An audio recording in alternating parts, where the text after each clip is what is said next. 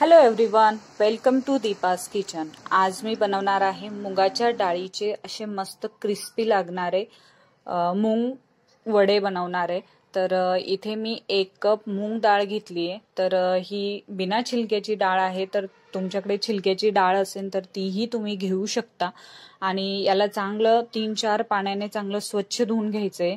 आणि याच्यानंतर मी 2 ग्लास पाणी त्याच्यामध्ये ऍड केलंय। तर इथे मूग डाळ जी आहे तर ती 1 तासामध्ये चांगली भिजते, किंवा टाइम असेल तर 2 तास ठेवा, पण 1 तासामध्ये चांगली भिजते ही डाळ। तर मी आली किचन मध्ये, पहिले खिडकी ओपन केली तर मस्त असा झिमझिम पाऊस चालू होता।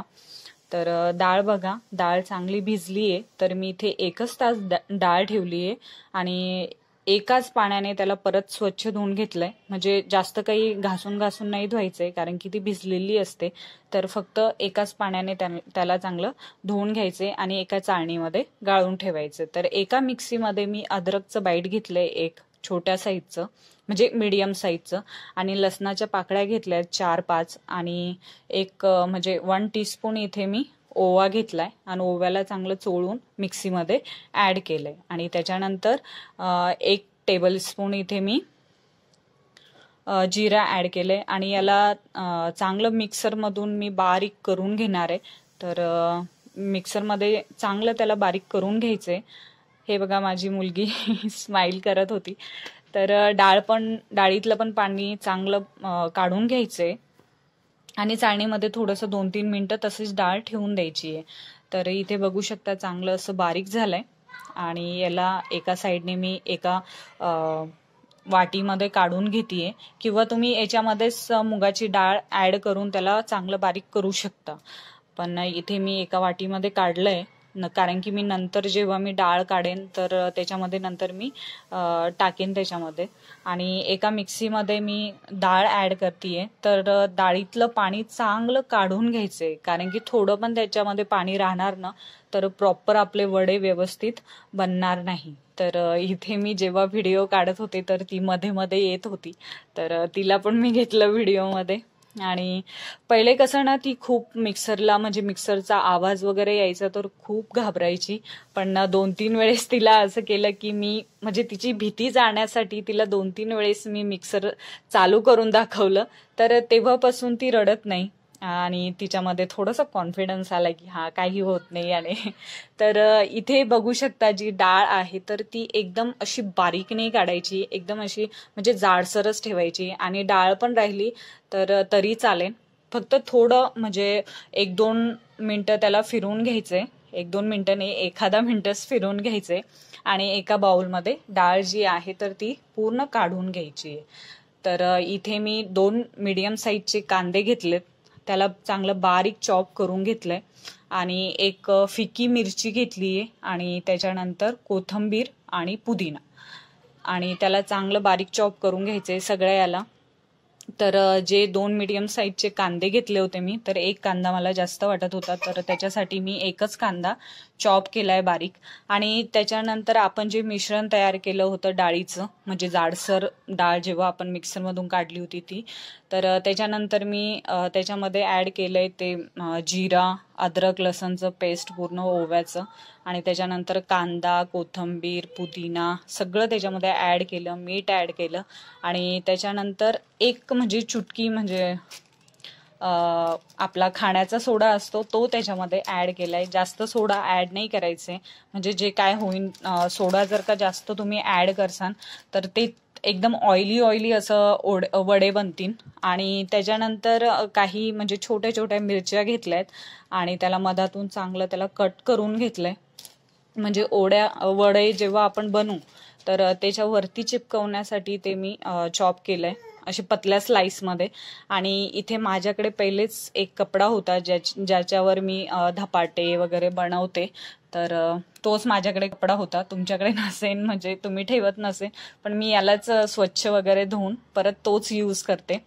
तर इथे मस्त असं थोडं कपड्यावर पाणी टाकायचे आणि त्याच्यानंतर जे वड्याचं मिश्रण आहे तर ते त्याच्यावर ठेवायचे, जेणेकरून जेव्हा आपण वडा काढू ना तर पाणी टाकल्याच्या नंतर ते व्यवस्थित निघेन वडा, जास्त म्हणजे असं तुटणार वगैरे नाही. बघा, पाणी जर का टाकलं तर इझिली वडा निघून जातो आणि एकदम मस्त आरामाने वडा जो आहे तर तो कढईमध्ये ऍड करायचं आहे, म्हणजे टाकायचं आहे, हळूवारपणे टाकायचं आहे, कारण की मुगाची डाळ जी आहे ती खूप ढिली होती लवकर. तर हळूपणे त्याच्यामध्ये टाकायचं आहे. आणि मिरची बघा, जेव्हा मी लंब्या स्लाइसमध्ये कट केली होती तर ती याच्यासाठी कट केली, ती वड्यावर छान दिसती चिपकवल्यानंतर आणि तळताना पण भारी वाटतं. बघू शकता किती भारी असे मस्त सोनेरी कलरचे, ब्राऊन कलरचे असं मस्त वडा जो आहे त्याचा कलर येऊ द्यायचा आहे. चांगलं त्याला तळून घ्यायचे आणि कमीच गॅसवर तळायचे, एकदम फुल गॅस वगैरे करायचा नाही, कारण की जे वडे आहे तर ते फक्त असे जळतीन वरच्या साईडनं आणि आतल्या साईडने कच्चेच राहतील. तर इथे मी गुळाची चहा बनवणार आहे. तर गुळाची चहा बघू शकता खूप सिंपल पद्धतीने आणि बिलकुलही फाटणार नाही गुळाची चहा. म्हणजे मी हे दोन तीन नाही, बरेचशा वेळेस मी अशी चहा बनवली आहे. जेव्हापासून मला माहिती झालं की आपला जो बेकिंग सोडा आहे, बेकिंग सोडा नाही आपला, सॉरी, खाण्याचा जो सोडा आहे तर तो थोडासा त्याच्यामध्ये ऍड केला ना तर गुळाची चहा बिलकुल पण थोडी पण म्हणजे फाटत नाही, खराब होत नाही आणि मस्त प्रॉपर चहा बनती आपली. तर इथे मी पत्ती टाकली आहे, 2 कप पाणी टाकलं होतं आणि त्याच्यानंतर 1 वाटी गूळ टाकला होता. तर त्याला चांगलं उकळून घेतीये, थोडंसं 2-3 मिनिटं त्याला चांगलं उकळून घ्यायचंय. तोपर्यंत मी मिरची वगैरे मस्त फ्राय करतीये. तर मी असं काही तळते ना तर मला मिरची फार आवडते तळलेली त्याच्यासोबत. तर 2-4 मिरच्या त्याला पण तळून घेतलंय. तर मिरची तळताना कधी पण आहे ना त्याला क्रॅक म्हणजे थोडंसं चाकूने आहे तर त्याला मध्ये चीर पाडायची, जेणेकरून जेव्हा मिरची तुम्ही तळसाल तर ती फुटणार नाही किंवा अंगावर सुद्धा उडणार नाही. तर बघू शकता मस्त असे वडे आपले 1 बाय 1 मस्त वडे बनताय.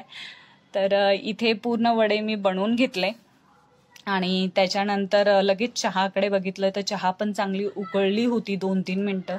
तर याच्यामध्ये जो आपला खाण्याचा सोडा आहे की जे तुम्ही भज्यामध्ये वगैरे टाकता तर तोच सोडा आपल्याला एक म्हणजे हाफ टीस्पून मधलं पण, हाफ टीस्पून म्हणजे एक आपल्या हाताचं चिमूटभर असती ना तर तितकंच आपल्याला त्याच्यामध्ये सोडा ऍड करायचा आहे, जास्त सोडा नाही ऍड करायचा आहे. पूर्ण सोड्यावरच टेस्ट जाणार, मग त्याची गुळाची चहा लागणारच नाही. मग त्याच्यासाठी थोडंसंच त्याच्यामध्ये आपल्याला जो खाण्याचा सोडा आहे तर तो ऍड करायचा आहे आणि ते जे आहे ना चहा वरती येतो तर त्याला चांगलं चमच्याने मिक्स करून घ्यायचंय आणि चांगलं मिक्स झाल्यानंतर पण थोडंसं त्याला 1-2 उकळी येऊ द्यायची आणि त्याच्यानंतर त्याच्यामध्ये दूध ऍड करायचे. तर दूध पण जे आहे तर काही होत नाही, फ्रीजमधलं, मी तर फ्रीजमधलंच टाकलं, जेव्हा फ्रीजमधून काढलं आणि लगेच टाकलं तर काही होत नाही, फाटत वगैरे नाही तेव्हा पण चहा. तर इथे गरम असल्यावर पण नाही फाटत चहा, असं नाही की गरम चहा असले की दूध फाटेन म्हणजे चहा फाटेन, तर नाही, तसं पण नाही होत. तुम्ही गरम दूध पण ऍड केलं तरी आपली गुळाची चहा जी आहे तर ती नाही फाटणार. तर मस्त त्याला परत चांगली उकळी येऊ द्यायची, 2-3 उकळ्या त्याला चांगल्या येऊ द्यायच्या आणि चांगलं जे चमच्याने आहे तर ते चांगलं मिक्स करून घ्यायचं त्याला. तर इथे मस्त मी, माझ्याकडे पेपर प्लेट होती तर त्याचा यूज केला मी. तर वडे ठेवलेत, मिरची ठेवलीये आणि मस्त थोडासा सॉस घेतलाय आणि बघा प्लेट झालीये तयार आणि लगेच मी चहा पण गाळून घेतलाय. तर अशा पद्धतीने चहा बनवली ना तर नाही फाटणार. तर व्हिडिओ कसा वाटला तर मला नक्की कमेंटमध्ये सांगा आणि स्वस्त रहा, मस्त रहा, चांगलं जेवण करा. Thank you, bye bye.